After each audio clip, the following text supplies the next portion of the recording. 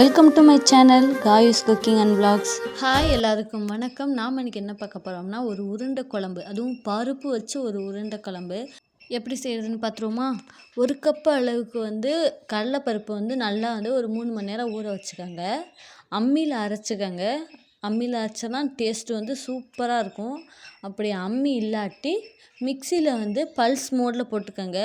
ஃபுல்லாகவும் அரைஞ்சிடக்கூடாது, ஒன்றும் பாதியுமாகவும் இருக்கக்கூடாது. கொரன்னு இருக்குன்னு சொல்லுவாங்கள்ல, அந்த மாதிரி அரைச்சிக்கோங்க. இப்போ எங்கள் அம்மா காமிக்கிறாங்க பாருங்கள், அந்த மாதிரி பக்குவத்தில் அரைச்சிக்கோங்க. இப்போ இந்த உருண்டை ரெடி பண்ணிடுவோம்.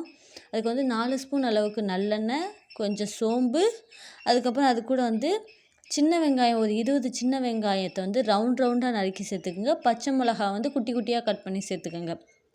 நல்லா 1 நிமிஷம் அளவுக்கு இந்த எண்ணெயிலே அந்த சின்ன வெங்காயம் நல்லா வதங்கணும். கட் பண்ணுற ஷேப்பும் ரொம்ப முக்கியம். இதில் நம்ம இந்த இதில் 2 டைப்பான ஷேப்பில் வெங்காயம் சேர்க்க போகிறோம். அதில் ஃபஸ்ட்டு டைப் இந்த சின்ன வெங்காயம் ரவுண்டாக கட் பண்ணி சேர்க்கணும். இன்னொன்று குழம்பு வைக்கும்போது நீல வாக்கில் சேர்க்கணும். ஏன்னா ஒவ்வொரு டைப்பாக நம்ம நறுக்கும்போது அதோட டேஸ்ட்டும் டிஃப்ரெண்ட் ஆகும். அதனால் முக்கியமாக அதெல்லாம் பார்த்துக்கோங்க. இப்போ 1 நிமிஷம் நல்லா வெங்காயம் வதங்கினதுக்கப்புறம் கொஞ்சம் மஞ்சத்தூள், 1/2 ஸ்பூன் அளவுக்கு மிளகாத்தூள் போட்டுட்டு நல்லா 1 கைப்பிடி அளவுக்கு முருங்கைக்கீரை க்ளீன் பண்ணி சேர்த்துக்குங்க. என்ன வெங்காயத்தோட முருங்கைக்கீரை நிறையா இருக்கே அப்படின்னு நினைக்காதீங்க. முருங்கைக்கீரை உங்களுக்கு தெரியும், நம்ம அந்த சூட்டிலே கிண்டினோம்னா சுருங்கி போயிடும். இப்போ நம்ம அரைச்சி வச்ச அந்த பருப்பு பேஸ்ட்டு ஒரு 2 பெரிய லெமன் சைஸ் அளவுக்கு தனியாக எடுத்து வச்சுட்டு மிச்ச பருப்பு எல்லாத்தையும் இதில் போட்டுருங்க. நல்லா போட்டுட்டு கட்டியாக இல்லாமல் உதிரியாக நல்லா உருண்டை பிடிக்கிற அளவுக்கு வர அளவுக்கு நல்லா ஃபுல்லாக அதில் அந்த எண்ணெயிலே வதக்கி ஒன்று சேர எல்லாத்தையும் மிக்ஸ் பண்ணிவிட்டு தேங்காய் திருவி ஒரு 4 ஸ்பூன் அளவுக்கு அதை கொட்டிடுங்க. கொட்டிட்டு எல்லாத்தையும் ஒன்று சேர நல்லா மிக்ஸ் பண்ணிக்கோங்க.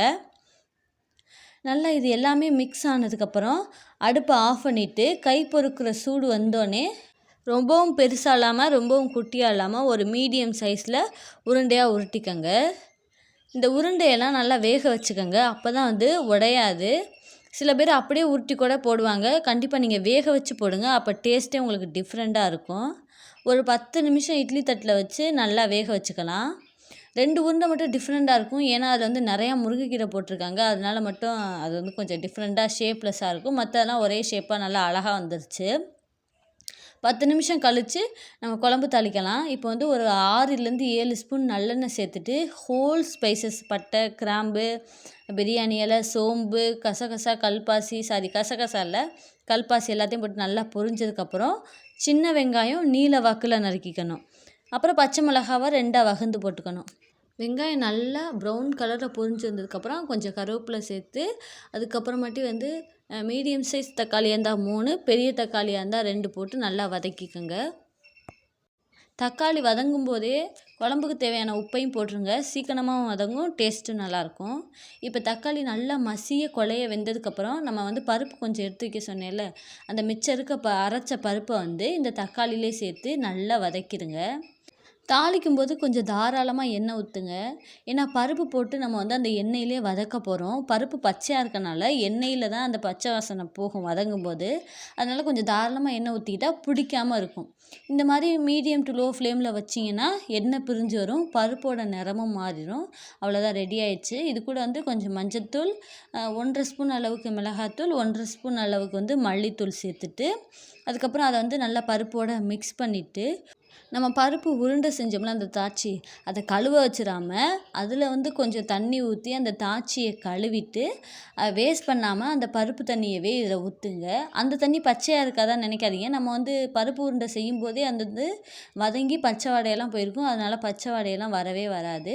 நீங்கள் இதை ஊற்றுனீங்கன்னா கொஞ்சம் குழம்பு நல்லா திக்காக இருக்கும், வேஸ்ட் பண்ணாமலும் இருக்கலாம். இப்போ நல்லா மிக்ஸ் பண்ணியாச்சு. மிக்ஸ் பண்ணிவிட்டு ஒரு பெரிய லெமன் சைஸ் புளியை ஊற வச்சுக்கோங்க. ஊற வச்சு கரைச்சி இந்த அந்த குழம்புல ஊற்றிடுங்க. புளி உங்களுக்கு எவ்வளோ குழம்பு வைக்கிறீங்களோ அந்த குழம்புக்கு ஏற்றாப்புல அட்ஜஸ்ட் பண்ணிக்கோங்க. அப்புறம் நல்ல திக்காக இருந்துச்சுன்னா இன்னும் கொஞ்சம் எக்ஸ்ட்ரா கூட தண்ணி ஊற்றி நல்லா தளன்னு கொதிய வச்சுருங்க.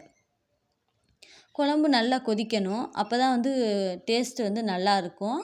எங்கள் வீட்டில் எந்த குழம்பு வச்சாலுமே தேங்காய் ஊற்றாததே இல்லை. அதனால் நாங்கள் எல்லா குழம்புலையும் ஊற்றுவோம். ரசம் தவிர மற்ற எல்லா குழம்புலையும் ஊற்றுவோம். அதே மாதிரி அரை மூடி தேங்காவை நல்லா நைஸாக அரைச்சி இந்த குழம்புல போட்டாச்சு. குழம்பு நல்லா ஃபுல்லாக தேங்காய் ஊற்றினதுக்கப்புறம் ஒரு கொதி வந்தோடனே அப்படியே சிம்முக்கு மாற்றிட்டு மெதுவாக வேக வச்ச ஒரு உருண்டையாக போடுங்க. போட்டுட்டு ஒரு 5 நிமிஷம் சிம்மில் வச்சு கொதிக்க வச்சிங்கன்னா சூப்பரான பருப்பு உருண்டை குழம்பு ரெடி ஆயிரும். கண்டிப்பாக ட்ரை பண்ணி பாருங்கள். எப்போதும் ஒரே மாதிரி குழம்பு வைக்காமல் இந்த மாதிரி கொஞ்சம் ரிஸ்க் எடுத்து செஞ்சிங்கன்னா டேஸ்ட்டும் சூப்பராக இருக்கும். இன்னொரு தடவை ட்ரையும் பண்ணுவீங்க. தேங்க்யூ ஸோ மச் ஃபார் வாட்சிங். Like and subscribe. Keep support. Bye.